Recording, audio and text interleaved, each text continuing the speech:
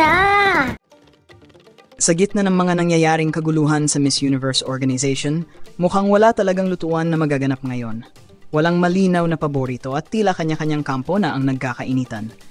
Pero habang nag-aaway at nagkakagulo ang iba, unbothered lang ang pambato ng Pilipinas na si Atisa Manalo.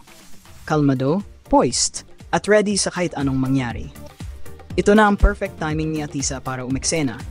Habang abala ang iba sa mga issue at kontrahan, siya naman ay dapat magpasabog sa performance, sa confidence at sa aura. Ipakita niya na kahit anong gulo sa paligid, hindi siya matitinag. Kaya Atisa, ito na ang moment mo. Habang sila ay nag-aagawan ng spotlight, ikaw naman ay unti-unting umangat ng walang kahirap-hirap. Ipakita mong kaya mong mangibabaw ng hindi kailangan ng ingay o drama. Sa dulo, ikaw pa rin ang tatakbong panalo dahil habang sila ay nag-aaway, ikaw naman ang tunay na shock factor sa finals. It's your time to shine, Atisa.